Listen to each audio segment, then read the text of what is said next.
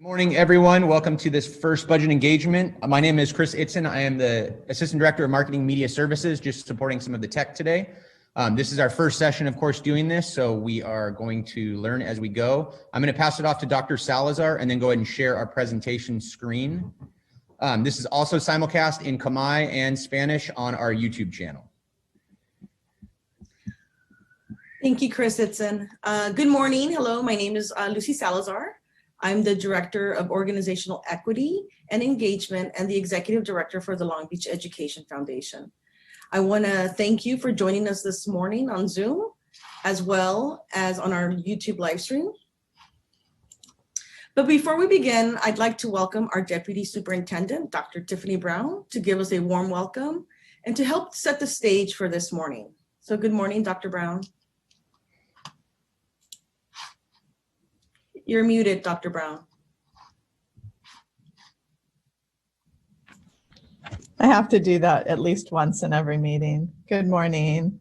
Thank you, everyone, for taking your time this morning. We know that you have many ways that you could spend your time, and we appreciate you spending some of that time with us as we continue on an engagement process where we are really actively listening and hoping to respond to the items that you are sharing with us. So in thinking about community engagement, it feels important to just highlight what that means to us. It means that we are working together with others who share interest or situation or proximity or a cause. And collectively, while our interests may be different, we absolutely have the collective interest of the education of our children in common.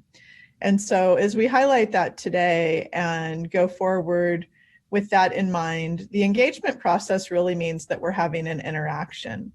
It means that we're looking for the balance between listening and responding. And moving forward today, one of the things that we want to highlight that we've already experienced is enough opportunity to engage our community where participants have been asked questions and then asked us the question, what are you doing with this information? We're really feeling the need to find a balance between listening and showing that we are taking action with the things that we hear. So if you came here today feeling like you had something to share and wanted to know, when are they going to stop listening? And when are they going to start doing something with the information? I'll first say that the answer to that question is never. We're never going to stop listening, but we do hope today to share with you some of the ways that we are already acting with the feedback that we're receiving as we receive it. So we hear that call to show how we're using what we're hearing, and we've built today around how to both gather some information and then tell you some of the things that we're working towards, keeping in mind that we have this feedback loop of sharing, acting, evaluating how things are going, and then doing some more sharing. So with that, we had almost 90 parents RSVP today. We have a number of community members. We have some student participation, and we have a number of others who are watching via the live stream and ready to engage in this process with us today. So special thanks to Robert Tagorda, who's our Director of Employee Access, College and Career Readiness, Renee Arcus, who's our Executive Director of Fiscal Services, and then Chris Itzen for moderating, as well as Dr. Lucy Salazar, who I'm gonna pass the meeting back over to and thank her for the work that she's about to lead. Thank you so much for being with us this morning.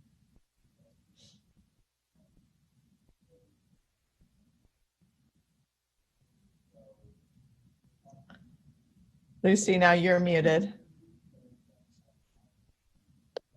My turn to do that at least once. I got that out of the way. Yes, I probably will do it again. So thank you, Dr. Brown, for that powerful welcome and for setting the stage for our important work today. I want to acknowledge that this work today came together because it's a team effort. Again, thank you to Robert, to Renee, as Dr. Brown already mentioned, to Yumi, our Chief Financial Business Officer, And so today it's important that we share with you what our time will look like and what it should feel like for you. So here's how we will move. And so here we have our agenda.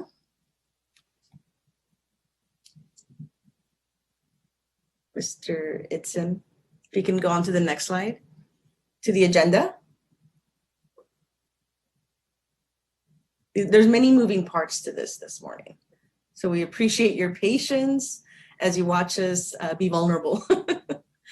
So here's how, this is our agenda and what we hope to accomplish today. We are co-creating this space and we have some intended outcomes that we will be sharing with you in a minute.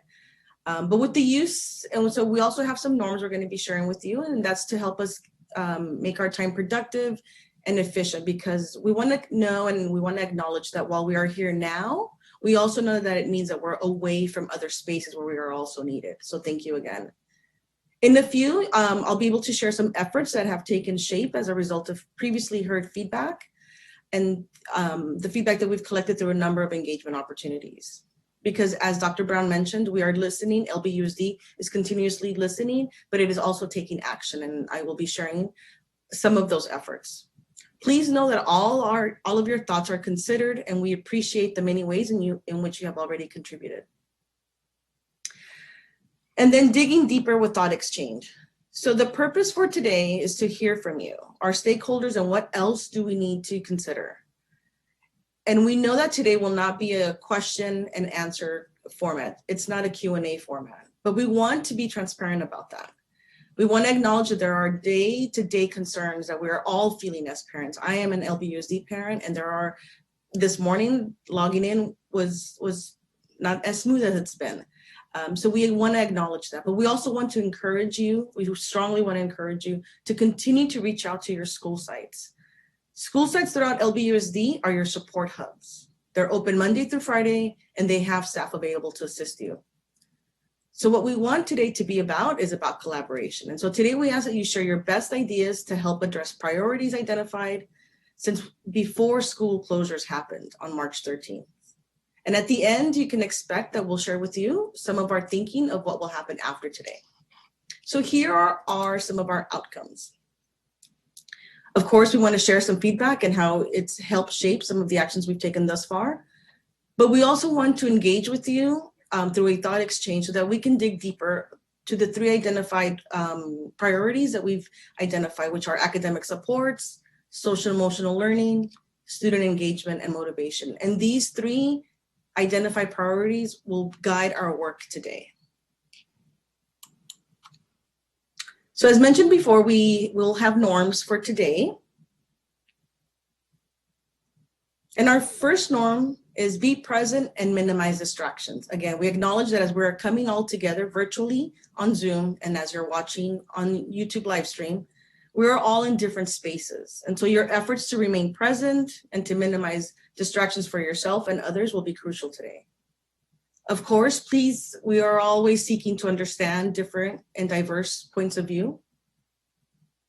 And this space that we're sharing, that we're co-creating, is one thing to remember is that in order to give equal voice to as many as possible, we ask that you share in thoughtful and concise ways. And our moderator, Chris Itzen, thank you for being here. He'll help us keep moving us along on our agenda. Assume positive intentions. So we're all here right now because we want to collaborate and we want to share our best ideas on how to improve, how to increase academics, social emotional learning, and to increase student motivation and engagement. The best work takes time, so embrace this messy work. Everyone here is part of the process. You are in this process alongside of us today, and we want to thank you for that. And we also know that processes take time. They require us to reflect, to analyze, to act, and go back to analyzing. So thank you again for signing up to be here, and again for joining us on live stream YouTube. And today is about keeping LBUSD's work, the work of teachers, the supporting staff, parents, students, administrators, centered on what is best for students across our district. And of course, lastly, a commitment of respect for all, because it goes without saying that with respect, we will move our work forward together. And in order to make the most out of our Zoom space and to get the most out of our virtual space, these are some Zoom norms that we'll try out for today. There's a lot of us on the Zoom this morning. And so in order for that, we'll use the feature, the chat feature, so you can give and take, give and get, and so that you can share any lingering thoughts that you might have in the event that you don't get an opportunity to share. There's also a raise the hand feature that maybe if you need to, we can share with you where it is. And that will be the way that we will call on people randomly. Also keep your mic muted so that while we're in this space, again, going back to one of our norms of not adding distractions. And then lastly, with our cameras, strive to be visible, but we also understand if you cannot, because for a variety of reasons, it's whatever you're comfortable with, but we would love to see your faces.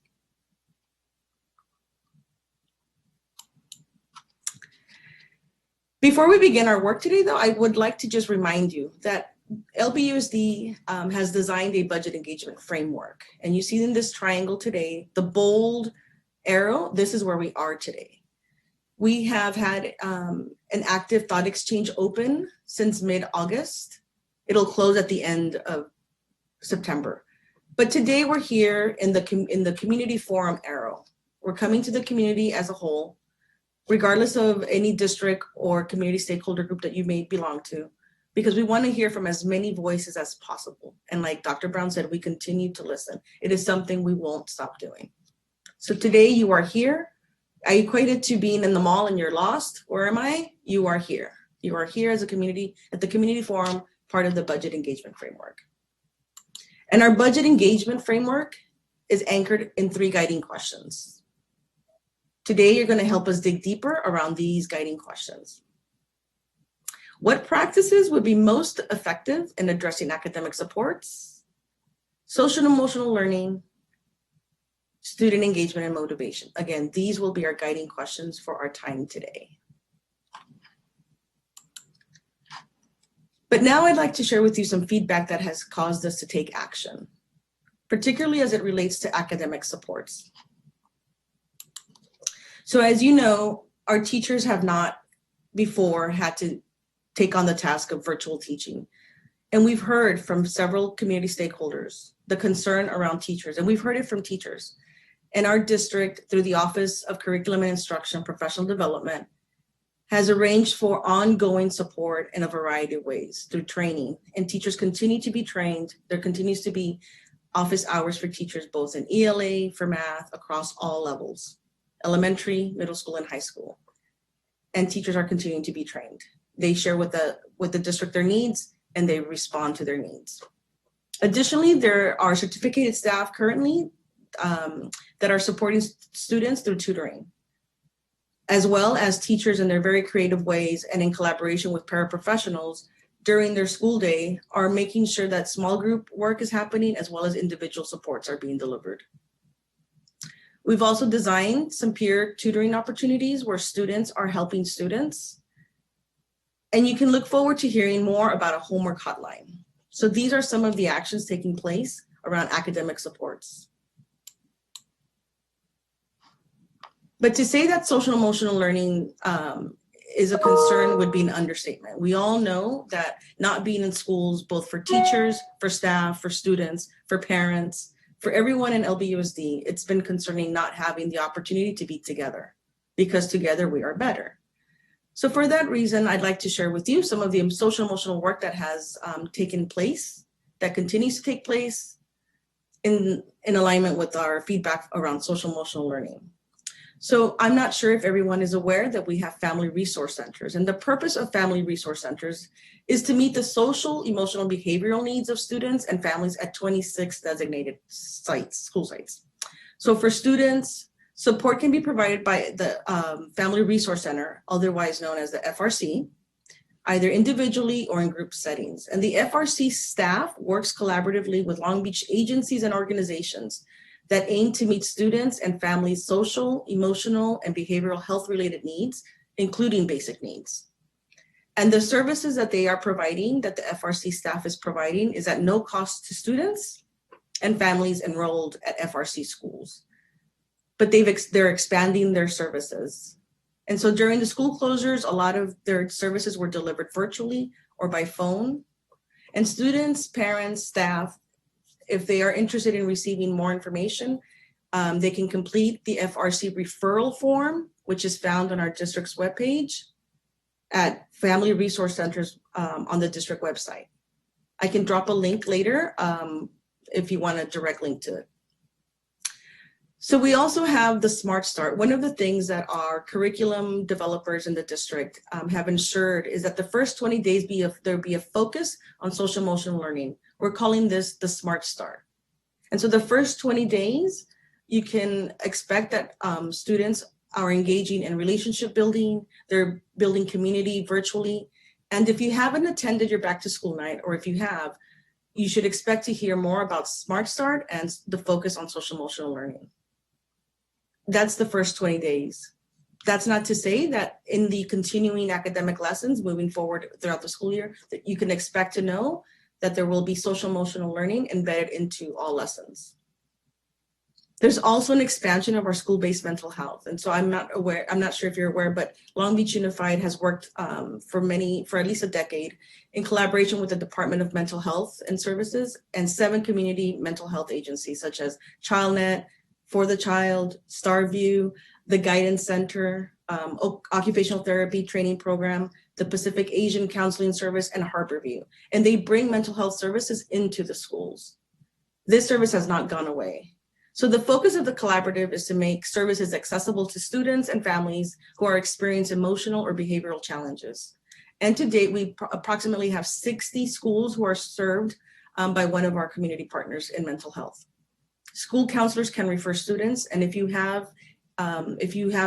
need any support through our school-based mental health, again, please go to your school sites. They have referrals. Ask to speak to the counselor. We also have home visits and neighborhood visits. You may have noticed in some of our social media, some of the efforts by sites. Just so you know, many school sites are also conducting some home visits.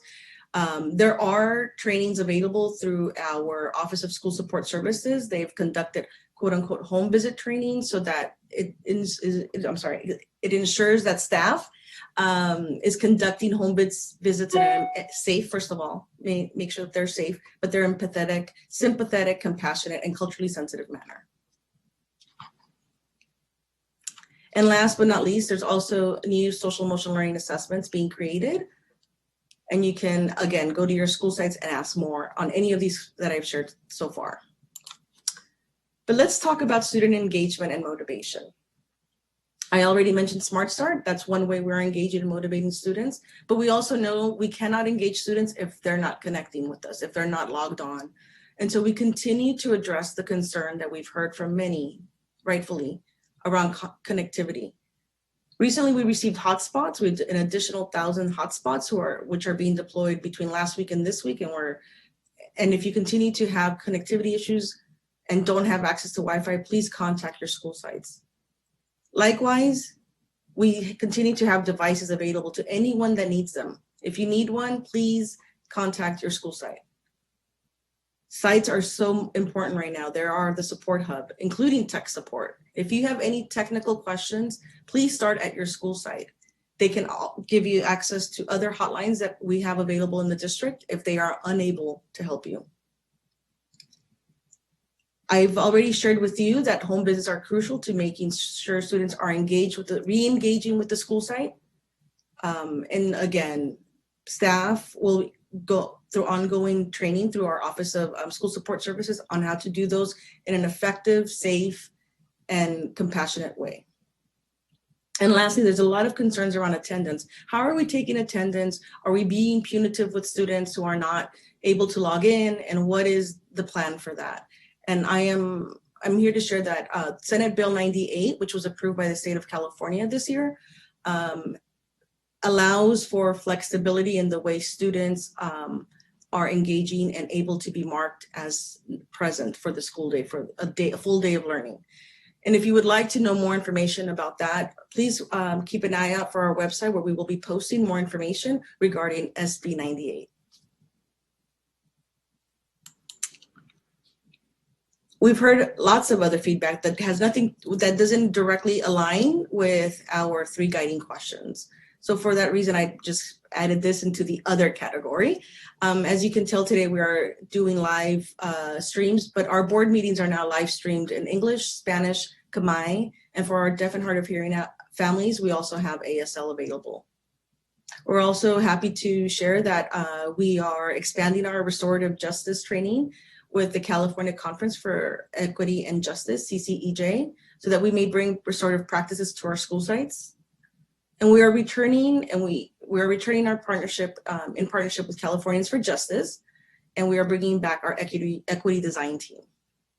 In addition to that, you can expect to hear more around our district equity leadership team, which if you have tuned into our board meeting and board workshops, you've already heard the thinking and how we're forming into bringing and into implementation the district equity leadership team, as well as this student advisory groups. So we're very, I wanted to bring all that information to you today because we are listening, and like Dr. Brown said, we know you're asking, so what are you doing? So what are you doing? I'd like to shift our thinking now into digging deeper. So Mr. Itzen, if we can go to the next slide. Thank you for being many things behind the scene, Chris. So today we're here to answer these guiding questions. We've been listening, but we need to know from you, what else should we be considering? What else would you like for LBUSD to consider? I bring back the guiding questions, and I'd like to explain a little bit around the protocol, because as we get into a live exchange, we're going to soon hear from Christine Alves, who is a consultant with Thought Exchange, and she's going to guide us in a live thought exchange. You may or may not have participated in one, but we are going to be very vulnerable with everyone right now and do this live with you. So in order to gather as many thoughts and to hear from everyone on the Zoom and watching via our YouTube live stream, we're going to use the thought exchange as a way to gather our thoughts today. So today, as I mentioned, Christine will come on and she will be able to moderate our live thought exchange. And she'll come on and she'll share with us how to use it in case you haven't had a chance to do so before. But once the live exchange ends, we'll spend 10 minutes to view the highest rated thoughts, and we'll discuss them further as needed. I'm going to ask that you use the remind feature, and our moderator, Chris Itzen, will randomly select. We'll use a timer, and once it goes off, we'll move on to the next question. Again, this is not to cut off anybody. It is to make sure that we are mindful of our time together and that we start and end by 11:30. If you don't have a chance to share, please know that all your thoughts are read and they are collected by us. You can also go back into the chat and add your lingering thoughts, or you can go back into the thought exchange and continue to add thoughts there. So this is the heart of why we're here today, to gather your thoughts and to support each other in this process. So I want to welcome Christine, who will lead us through this next segment, the exchange of thoughts. Welcome, Christine. Hi, Dr. Salazar. Thank you so much. So as she mentioned, I am a consultant at Thought Exchange. We're going to use this crowdsourcing platform to gather your input. So there's 3 steps. There's the share, where you get to share your thoughts independently and anonymously. The star step, where you'll rate the thoughts of others and discover where we all get to see what's important to the group. So in a moment, you'll be able to participate. A QR code will appear on the screen, and you'll be able to scan that with your smart device. Or you can go to tejoin.com and add the 9-digit code. You will not need to download Thought Exchange or an app or sign up in order to participate. Once you are in the exchange, please share 1 to 2 thoughts and rate the thoughts of others based on how much you agree. So giving it a 5 stars means you strongly agree. 1 star means you strongly disagree. And I encourage you to use the full range of stars to best reflect the group's priorities. And remember, this is a confidential process, so your identity will not be known or associated with your thoughts or how you star. So I'm going to go ahead and share my screen. And I will start the timer. And so we have about 10 minutes for you to share and rate thoughts of others. And you'll see the timer in the top right corner to help guide you. And then I'll give you prompts along the way to move through the process. And I will also be quiet to give you time to think and rate.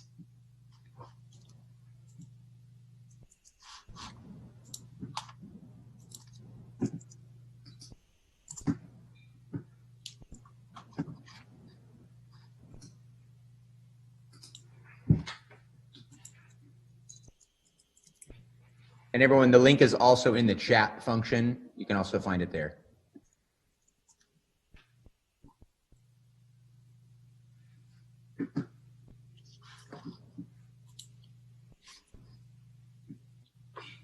Additionally, you can switch the language that you need on the drop down on the introduction page.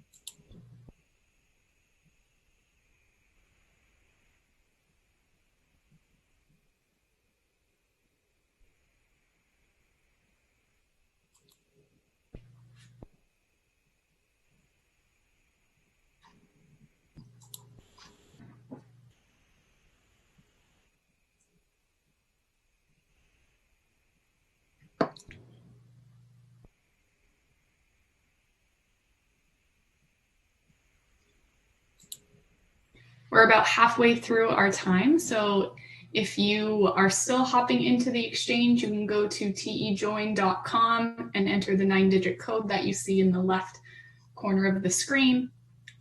So you can share thoughts, and then if you've finished sharing your thoughts, this is when you can move on to the next step and rate people's thoughts, including your own thought. If you've already moved through, you can go on to Discover and see all of the thoughts that everybody has shared.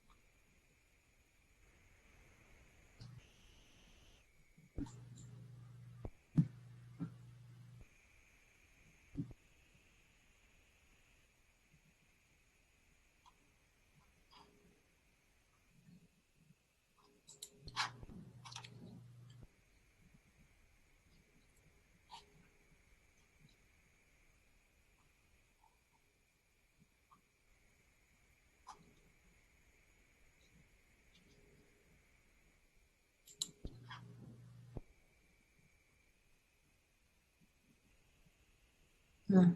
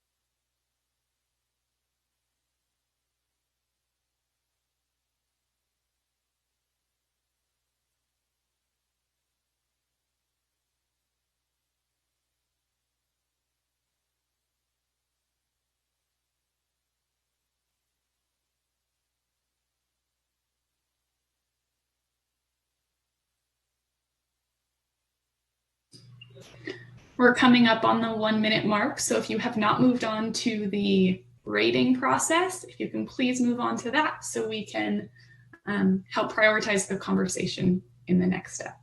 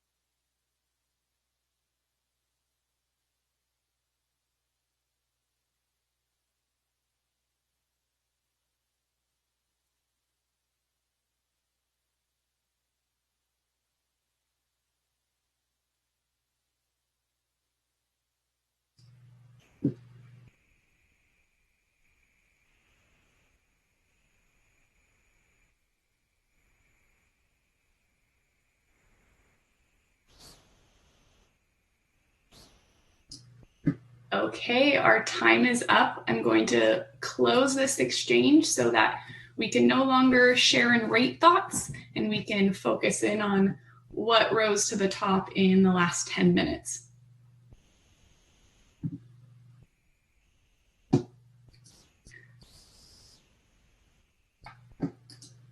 So here is our top rated thought.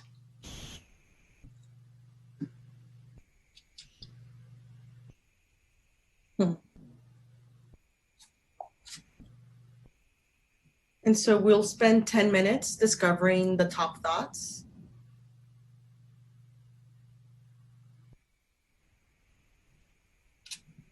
And so ensuring that students are able to access their classes on Canvas and Zoom, as expressed earlier this morning, there are some things that are technical. My daughter's teacher had, Zoom kind of deleted her Zooms this morning. But thank you for sharing this feedback.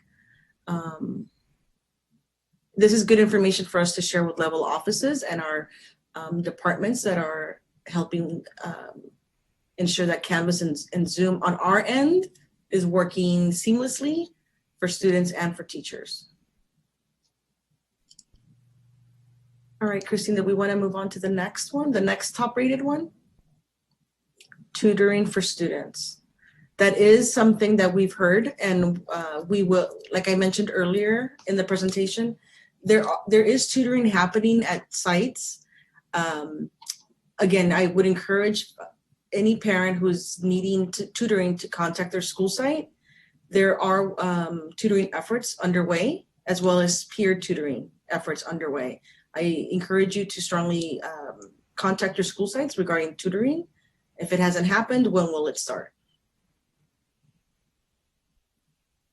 Would we like to move on to the next one?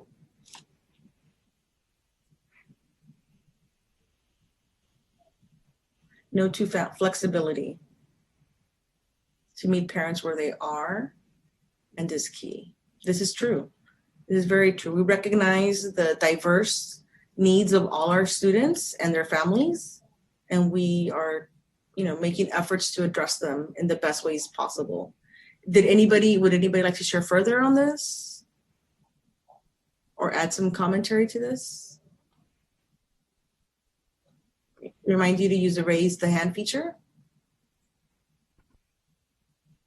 And our moderator will call on you randomly. So Mr. Itzen, let me know if you see anybody raising hand.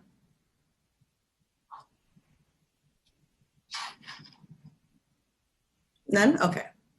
All right, then we'll move on to the next one. Small group instruction. Large classes online are difficult to keep students focused and engaged. Again, part of the schedule I can speak to elementary as I have children in elementary. They have synchronous and asynchronous instruction. The goal for asynchronous, meaning they don't have to be engaged directly with the teacher in the lesson.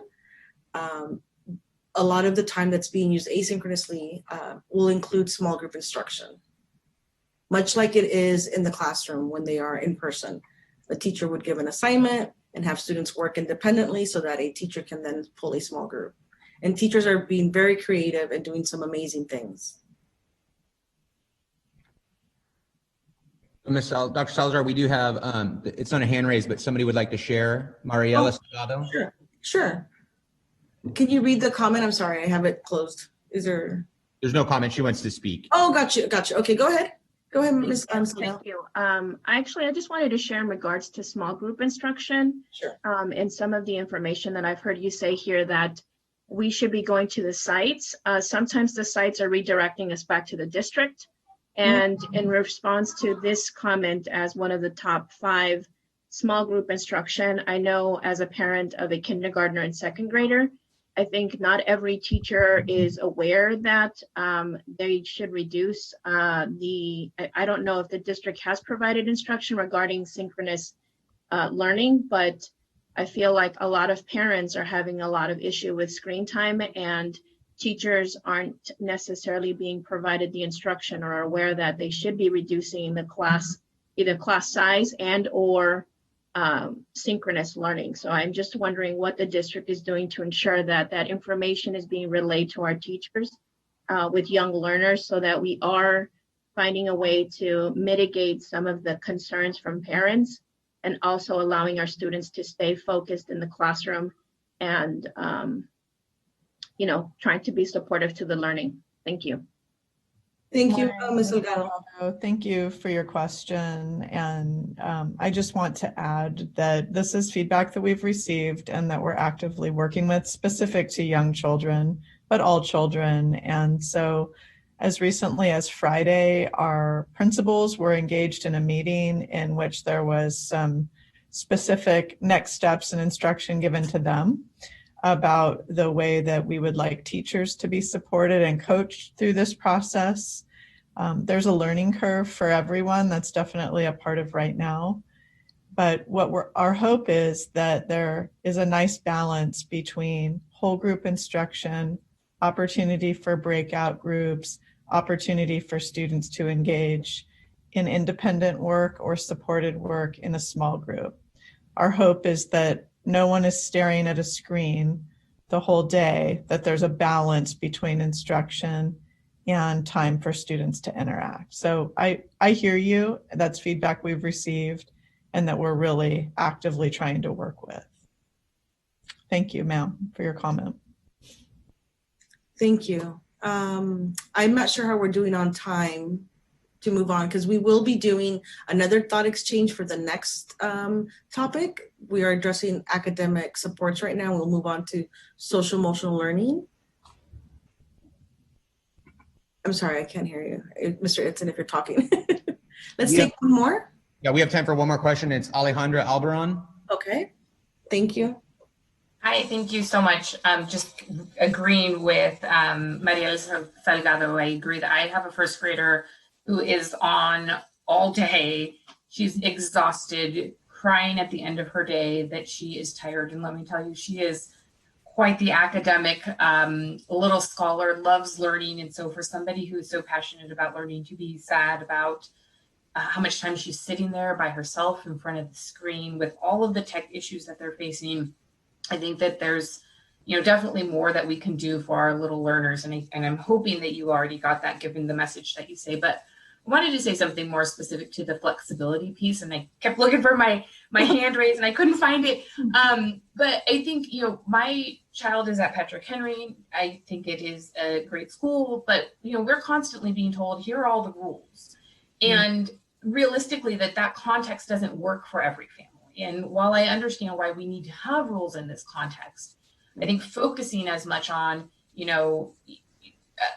no eating in front of the screen or sitting at a desk, when my other work is, I having people call me locally from Long Beach whose children don't even have beds, right? And so when we're focusing so much on this, well, yes, in an ideal situation, our children would be in desks, in chairs, sitting appropriately. For the little ones, one, that's really challenging. And the reality is for a lot of families, that's just not realistic. So I think really saying, that we're providing flexibility, that we understand people's real lived context is critically important.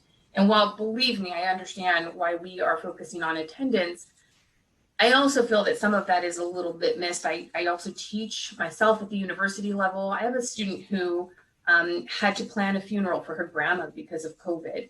And, that could be one of our students' families, right? And so this rigidness that I'm seeing, at least in our classroom context, does not really translate into the realities of families' lives. And I just wanted to put it out there that we should be thinking about the real context that people are living in, that I'm at least not personally seeing represented. Okay. Thank you, Ms. Albaran. And thank you for that reminder and that feedback around the importance of understanding everyone's lived experience during this pandemic, and as we try to create a larger community of learners and educators, and thank you. We appreciate that feedback and that reminder. Okay, I think we are moving on to the next one. Christine, would you like to launch the next one, the next thought exchange? Will do. Give me one moment as I switch screens around. So as she's doing that, I just want to say thank you. Thank you for using the chat. Thank you for your thoughts in the thought exchange. We're going to do this. We're going to do the next one for our next guiding question, which will be around social emotional learning. And so we will be logging back in with a different, so you'll have to open maybe a new tab, depending on what you're using. And you'll go back to tejoin.com and use a new code. And we have 10 minutes for that, Ms. Alves? Yes. Timer has started. I will drop the link in the Zoom chat.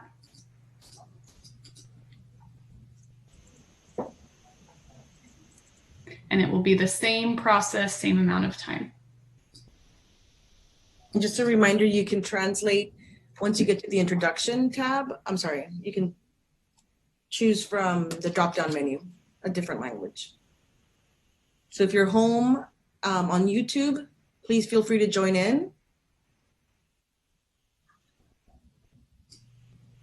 It's not just for those that are on the Zoom. So if you're at home from watching on the live stream, you can go to tejoin.com and enter this code. And all links for the thought exchange are also up on the summary for YouTube. So if you look at the summary section, they're all there.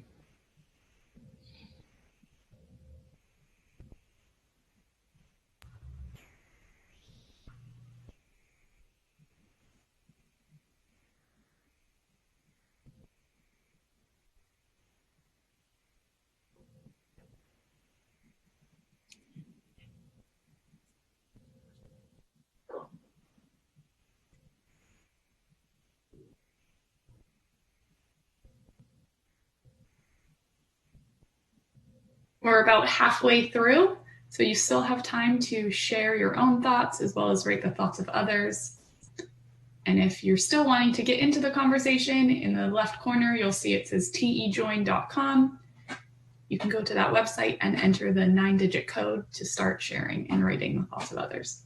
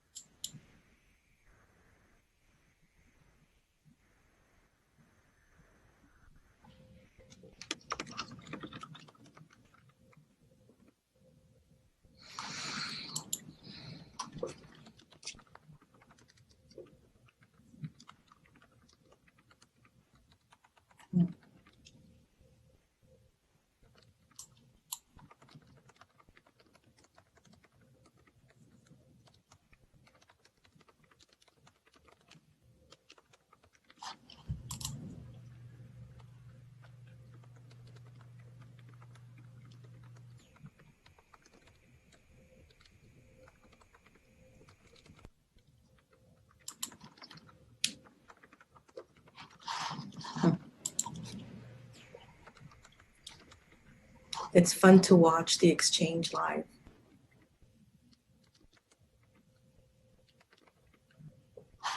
And you can see that people are engaged in that. The web on the left-hand side keeps bouncing around, meaning people are rating the thoughts of others. You can see when a new thought pops into the conversation.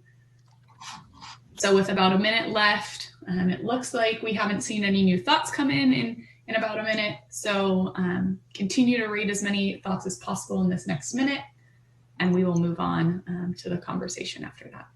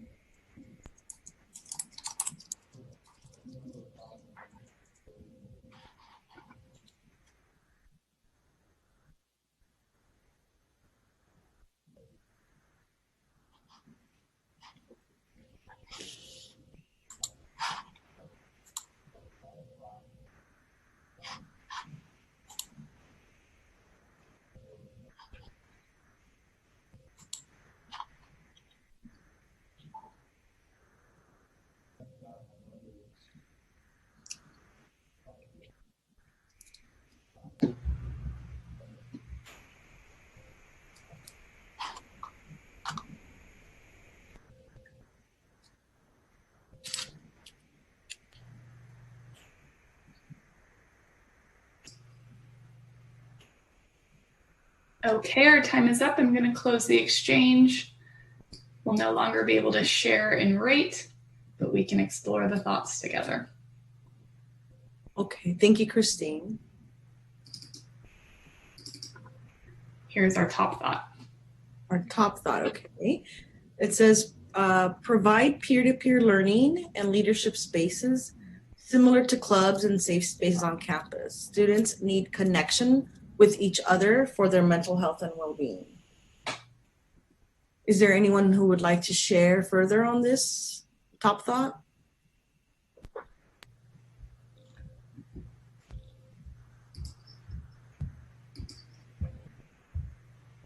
I'll wait for Mr. Itzen to tell me. If you'd like to share and you can't find the hand raise function, you can always just type in the chat that you would like to comment, and then we'll pop you in.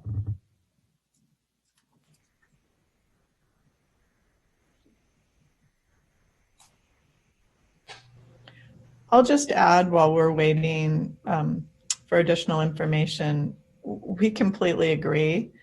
And our schools are doing some really creative outreach efforts to engage students in clubs, in contact with one another, and really thinking hard about how we can replicate some of what students are missing in the daily social contact that they are able to have when we're physically together on campus.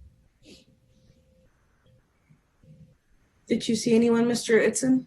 None? Okay. All right, Christine. Thank you, Dr. Brown, for sharing.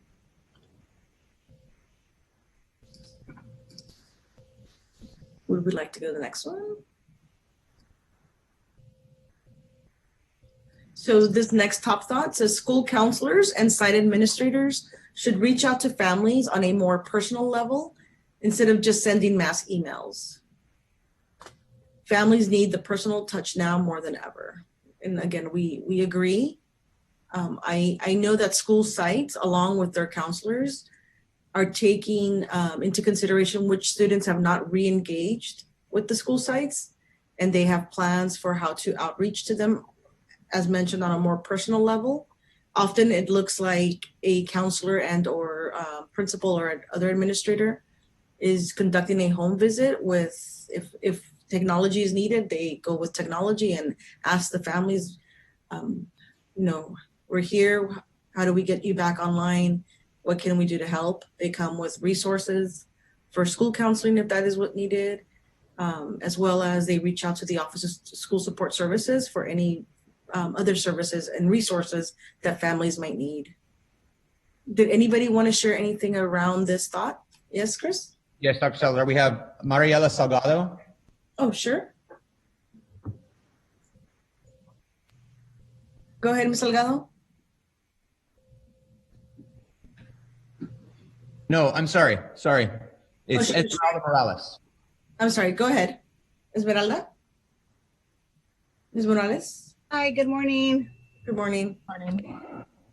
Yes, actually, this is very interesting. I agree with all of the stuff that's being shared, and I just want to add that I feel very fortunate and grateful to have everything that you guys are offering. I mean, I only have one son. He's 13. He's very independent.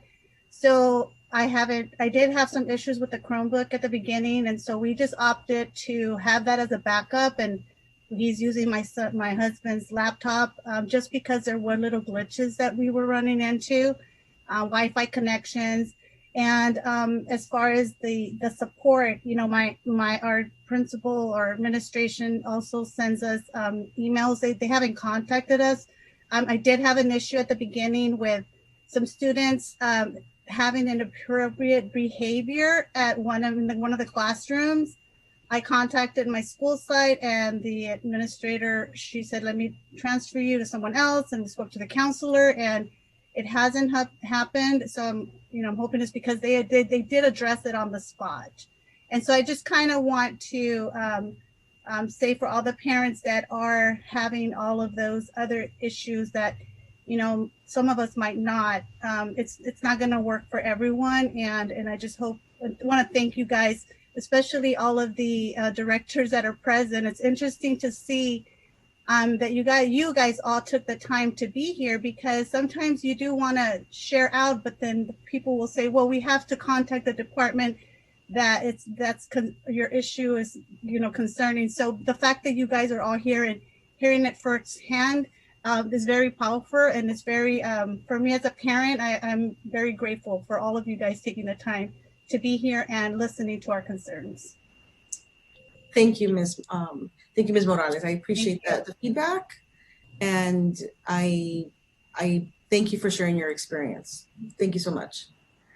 Ms. Alves, our next top question, and Mr. Itzen, you look like you had to say something. Go ahead.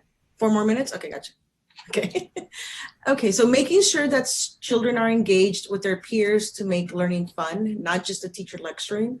Most children have a better learning outcome when they are having fun with peers. Teachers have to make this new way more engaged. Dr. Salazar, can I add something? Sure, go ahead, yes. Thank you for this comment. And we completely agree with you. One of the things that we strongly feel is that the best people to give input about students are students.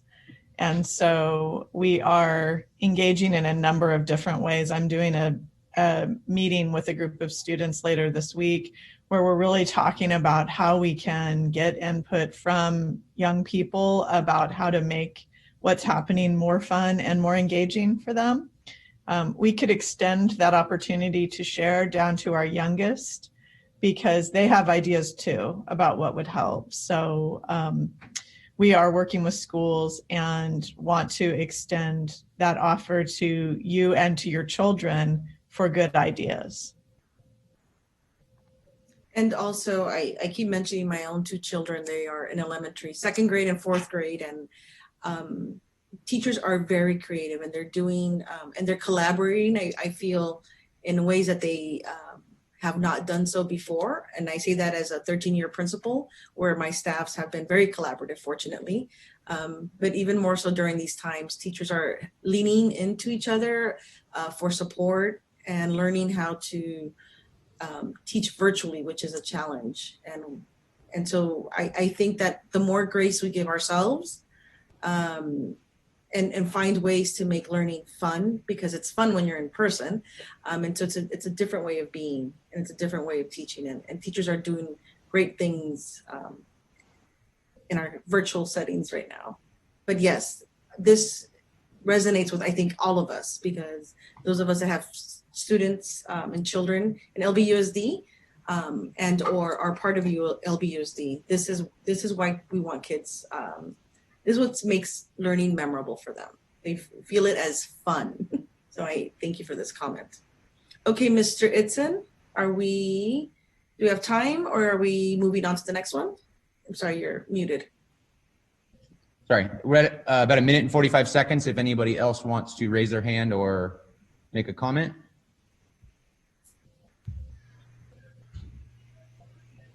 Make FRC services available to all schools by hiring more staff. Everyone needs more mental health support right now. I dropped earlier in the chat, and maybe, let's see, I'll copy it and put it again. Again, if families are in need, you don't have to live in the area of where an FRC currently is to access the services from the Family Resource Centers. So I'll drop it again. If you know of anyone in your community that needs support that is provided and available through FRCs, please know that you don't have to live in the area. It's available. The services are welcomed across LBUSD. And also, please reach out to your school counselor if you are having another type of need, because our counselors are available for support as well. And they also have referrals to many of our community mental health agencies that are in town. We're really fortunate to have 6 local community mental health agencies that provide services to so many of our families. So there's lots of different ways to access support. Your school counselor will be the best person to go to help guide you to what would be best for your situation. Thank you. Okay, Ms. Alves, I think we're moving on to our last thought exchange. Again, we'll log off or open a new tab, and we're going to get a new code. And this guiding question is about student engagement and motivation. And they might feel that a lot of these questions overlap, and they do, because it's all about what's best for students at this time. And we are wanting to hear your great thinking around student engagement and motivation. How can we best address this? If you are at home, feel free to log into tejoin.com and enter the code you see on the screen. 599-488-516.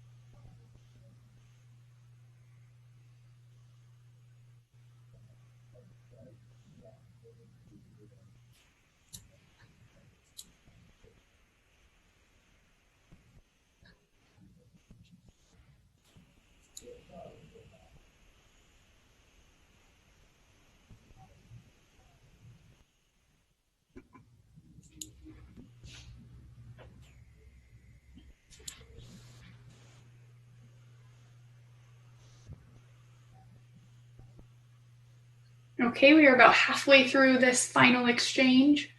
So if you have not hopped in, remember you can go to tejoin.com. In the top left corner, there's the code. And then share and write the thoughts of others.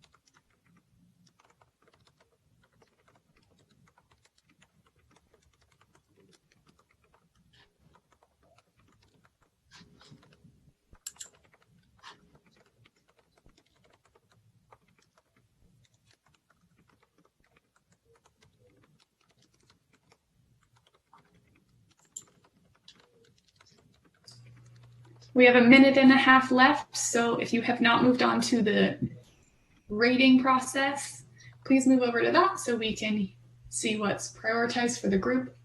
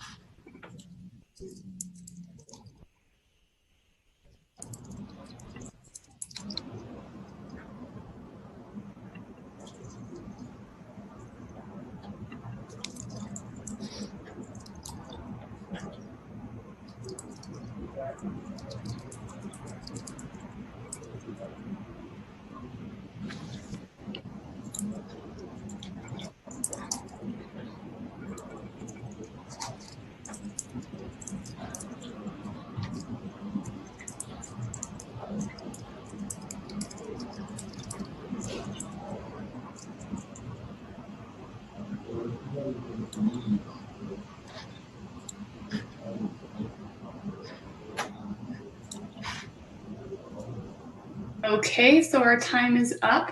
I do want to make note that the district does have access to all of your thoughts. So although we didn't get through every thought today for each one of the exchanges, the district does have access to be able to go through and see the thoughts from everybody at a later date. Thank you, Ms. Alves. Will you share with us the top thoughts, please? Thank you.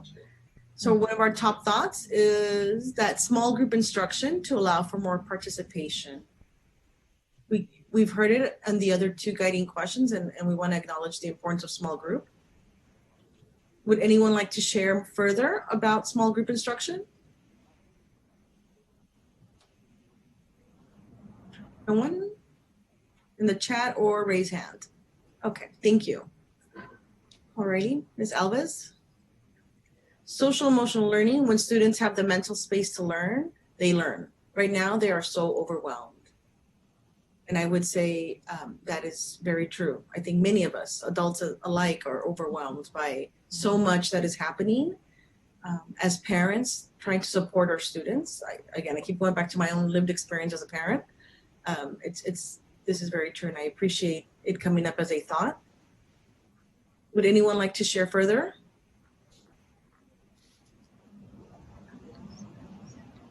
Maybe what's working as a parent, or what do we see as helping others? Okay. Okay, there's one. Yes, Alejandra is going to share again. Okay, thank you. Hi, thanks. Yeah, that was my comment. And I think what has worked or is working is that we've been able to reach out to the teacher who was willing to do an additional parent teacher kind of group meeting to really have the bi-directional communication about where our students are and where they're not. I think that some of that communication has to happen on a slightly smaller level, meaning at the classroom context, because those are the people that the teacher is most directly engaging with. And so even though my daughter is really struggling and regularly crying at the lack of connection with her peers, me reaching out to the teacher and the teacher being incredibly responsive to say, yes, I understand. It's not feeling the same for me either. Let's see what we can do, has been really critically important, I think, for our context. And that meeting's to happen tomorrow. So I'm really looking forward to having that bi-directional exchange, which was not possible at the back to school night. Thank you, Ms. Alera, for sharing. And I would agree. My daughters, both teachers, have made themselves readily available. And again, I think the importance of going back and opening communication with the teacher and the school site is what is going to help all of us kind of navigate this new way of being in schools. All right, Ms. Alves, if we can move on to another. Connectivity and technical support. Kids won't stay engaged and motivated if they're constantly having technical issues.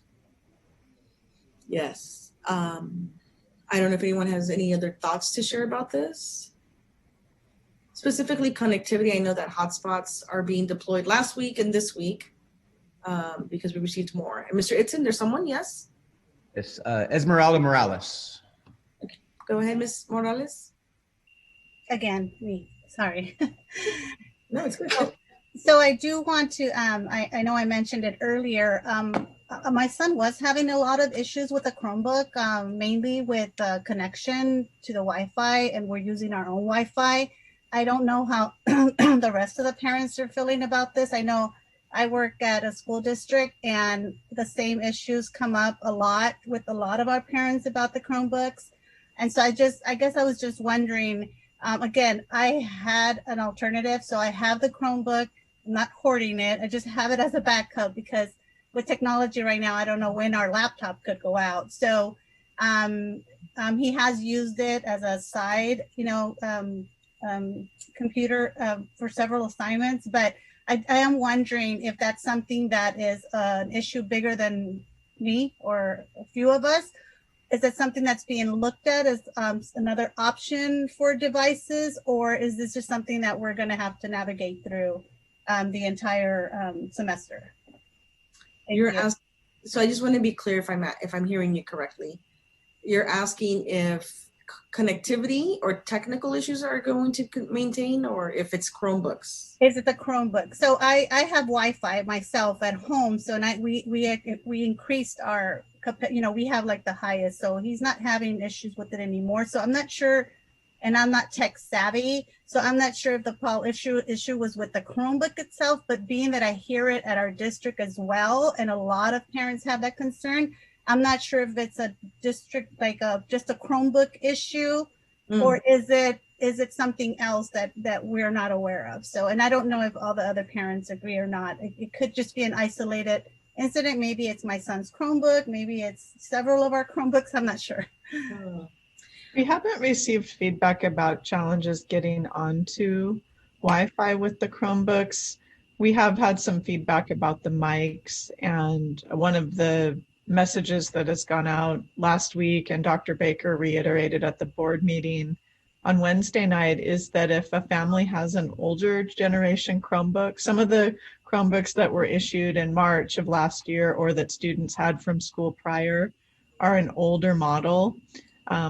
We've offered the opportunity for those to be changed out to get a newer model, and it seems that that has helped in a lot of the situations. So again, please, with these technology concerns, go to the school or contact school directly as the first step to brainstorming through what we might be able to do to help. Oh, thank you for that. That could be the issue. I appreciate that. Thank you. Thank you. Yes. Yeah. So I think the I newer jumped into models. on the left. Sorry, I don't know who's got their mic on. Yes. So thank you, Dr. Brown, for sharing that, because that is important. And I know that several school sites are sharing that with their families through different ways, a newsletter or a phone message through School Messenger, letting them know that if your Chromebook is an older version and you need an updated version, especially if students received a discarded one for the closure of schools. They need to. Yeah, I'm just gonna stay here. Sorry, I don't know who's got their mic on. Yeah, so they can switch it out for a newer updated version. Okay, I think we'll do our last thought. Tutoring support. If students know they have support at school, they will feel more motivated and empowered. Yeah, so tutoring, I think, was mentioned earlier today, not only in my presentation, but also as a thought in academic supports. And I don't know if, I don't have the details as to which school's already up and running, but I can share that there's, that will be happening for all school sites. Yes, Mr. Itzen. Maria Salgado has a comment. Sure, go ahead, Maria. Thank you, Lucy. I just wanted to share that one of the, I happen to serve on 2 sites, and one of the sites that I serve on, I've heard from many parents, and I mean many as in about a dozen or so, where they're having issues with their Chromebooks. I know you're talking about tutoring support, but this goes hands in hand with, I don't think the district or the parents really understand or know that that option is available. And same thing with tutoring support is, how is the district going to ensure that parents know these resources are available? I, for one, have had issues for 2 weeks receiving emails from one of my teachers.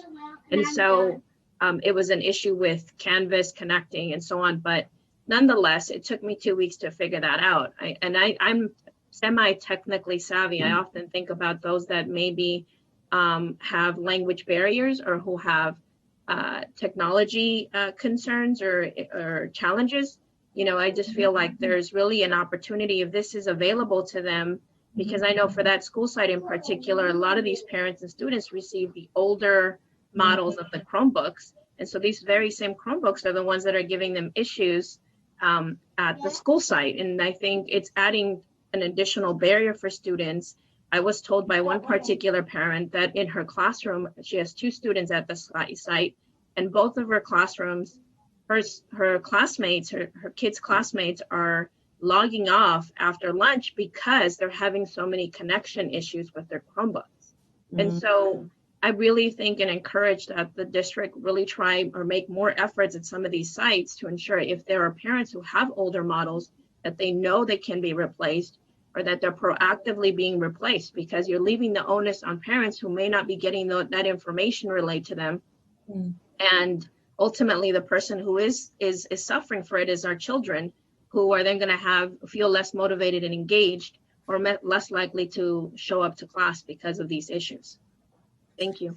Thank you, Mariela. So thank you for that feedback, because it's good for us to know the experiences are different at different sites. So I really appreciate that. I made a note of particularly how can we communicate better to parents the option to trade out their older version of Chromebooks. So thank you for that. Okay, Mr. Itzen, we're done? Okay, thank you. So thank you, everyone. I appreciate you engaging with us during this thought exchange going live. It was our first. It was nice to see the different ways in which we were making connections to our thoughts.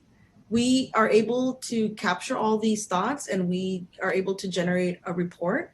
So you can expect that after today, we will be taking a look at this, and because this is a process, we're taking a look at all the reports that are generated from this thought exchange so that we can reflect, so that we can analyze, and again, just this continuous improvement that we are cycling through, knowing that there's lots of room for growth, but that we're making efforts to address all of the feedback that we are generating through our community exchanges.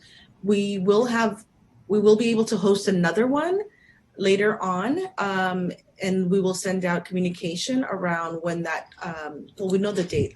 I don't have it off the top of my head. Anybody know that? I forget, I'm sorry. But we will host that one at 5 o'clock. We encourage anyone who is watching YouTube Live, we will do the same kind of protocol where we release a Google form for you to sign up. And at 100, we will close it just so that we can maintain engagement. But we will also do it live stream in Spanish and Khmer. And we will come back with thought exchange and do the same kind of, it will be the same kind of process. I want to thank everyone for their participation. I want to thank everyone for being here with us. I know we are all living through a pandemic together. And I don't know, Dr. Brown, if you have any parting thoughts.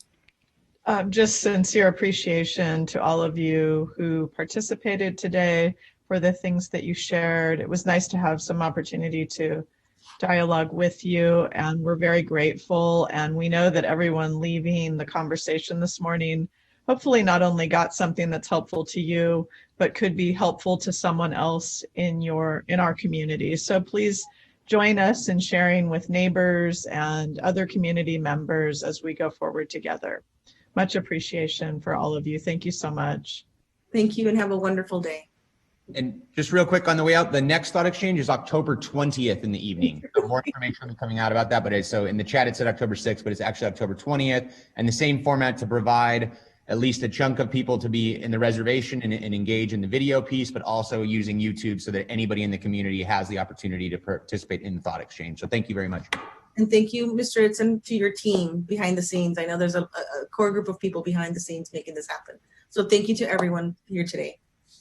Have a wonderful day.